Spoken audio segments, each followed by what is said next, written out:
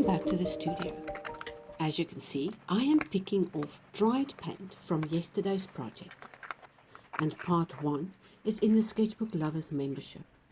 You might know that by now. And if you don't, you can check it out with the link below. So, we've been painting coasters, trays, and today I am going to show you how to finish off a 4-piece set of coasters. Over the past year, I've shown you many ways to create patterns on surfaces like your sketchbooks, and you can check out any of those videos as well on the Meet Me in the Studio playlist. So without further delay, let's get to that workstation and start drawing our images on our coasters so that we can start painting our project. To start off with, you can scratch out some graphite on the back and trace and transfer your images to your coasters. I am going to draw mine out freehand. Next up, use one of your preferred pink colors and paint the flower any color you like. Make sure to use the same colors across all 4 of these coasters. Use your white and add it to some of the colors to create lighter variations. With this, we are going to create highlight points on each of our petals. Repeating the same strategies across all 4 coasters will give you the best results. I'm going to insert a little video about a rainbow outside our home, and we all saw it together and were so excited about it. Nearly the whole neighborhood stood outside watching this beautiful display of 3 rainbows. Gorgeous. That's what Beat was just saying. It's the nicest one we've seen for a while. And look, just above it is another one. Yes, there is. It's a double. It's a double at the bottom and another one on the top. You know, in Tasmania, you see them all day, every day. I love that. It's amazing. Beautiful. I didn't work out, but apparently it has something to do with the air quality. That's what they're saying. The Well, it's the moisture air quality is particles and the probably sun gay. angle and Yeah. all those lovely things. The air quality in Yes. Tasmania is probably gay.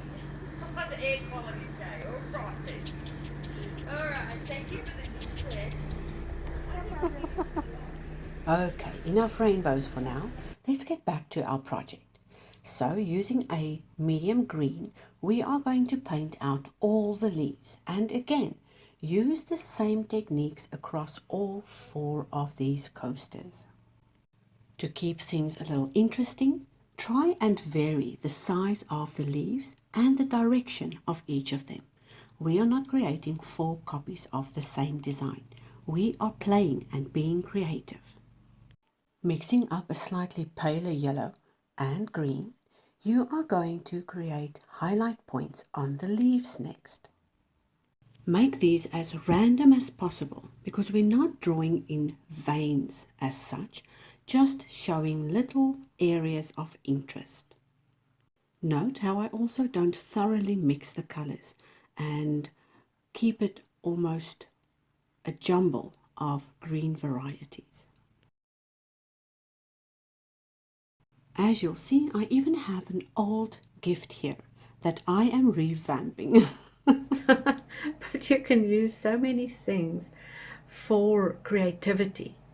And creativity is the thing that I like to ignite in people, because if it wasn't for creativity and that free expression of what I wanted to bring and the time I wanted to spend in my sketchbooks, I probably still wouldn't be able to draw. You'll see that I'm sticking to the same turquoise blue I used for the background on the tray, because I obviously want these to look like the same thing. So while I'm painting in these 2 layers of color to make them nice and solid, I'll have a little creativity chat with you. And all creativity with me starts in my sketchbooks. I get to paint and draw whatever I want before I even commit to a project. And that is the beauty of your sketchbook. you can continue to create to your heart's content and experiment and try out new things and be as free as you can on those lovely pages. And fall in love with the freedom of being expressive and creative in your own way. It's been fun. I have created so many amazing pieces of drawings and things that I love in my sketchbooks. The sketchbooks have truly been my companions, and I wish I could share all of them with you on this channel, but I'm keeping them secret in my Sketchbook Lovers membership.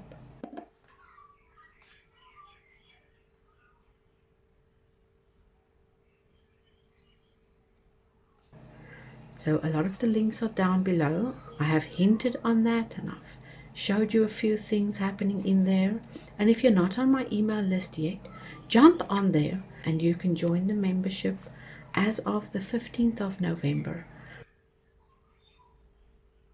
There's a lot of free contents that you can watch on the creativity section, and you've got a whole year's of blog posts to catch up on with tons of freebies over there. So just type in your email and grab those freebies on the blog post.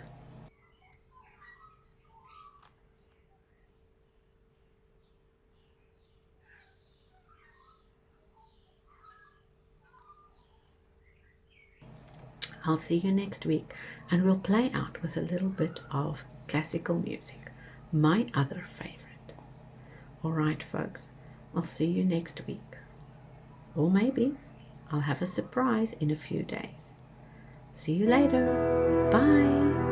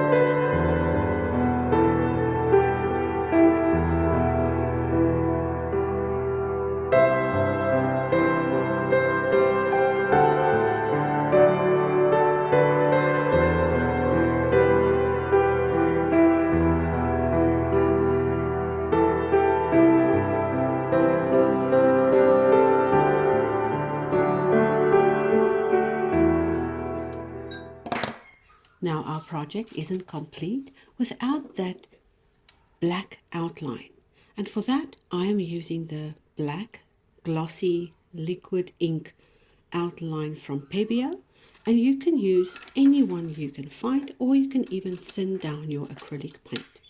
Use a nice script brush to get those fine lines and just go around and define each of your elements. This is optional. You don't have to do this part. But I did it with the tray, and that means I need to repeat the process on this coaster set as well.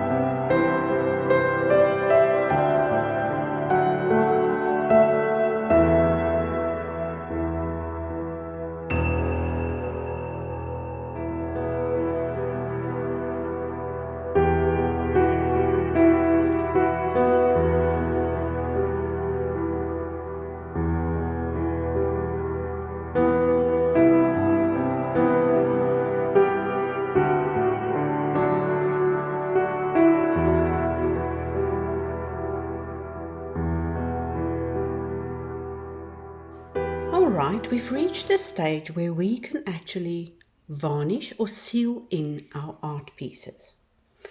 Now I have a variety of sealants here, and they are mostly used for craft projects. I do know the polyurethane is regularly used by artists, but I do not recommend using polyurethane on your artwork because it is irreversible. If something had to happen to your artwork 10, 15, 20 years down the line, you won't be able to remove this to repair the damage. And that is why I use regular varnish types that are not polyurethane. These other ones you should also not use on proper art. I mean fine art that you are selling as collector's items. These are craft based. So as you can see, our outline with the black ink, this one, is glossy and the paint is matte. Now to bring these two together, you can add any one of these mediums and it will give it a protective layer number 1. It will seal in your paintwork. We've done all that prep work with the gesso, the double layers, the details and the outline, and all that's left to do is bring in this sealant layer. The Mod Podge does give it a water sealability, although I have found over time that it gets sticky, and whatever cup or item you are going to place on that does get stuck to the surface after a while. But you can find any one of your items and begin sealing in. So when we paint on some of our varnish, we use a flat brush. So your flat brush will stroke on the varnish evenly. Then you'll let it dry and apply a second coat in the other direction. Make sure to use light pressure because you don't want brush marks with your sealant. Another option is using a sponge applicator.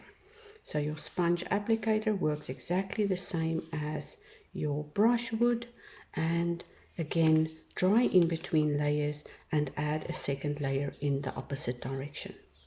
If you want to use Mod Podge to give it a proper sealed watertight layer, I recommend between 5 and 7 layers.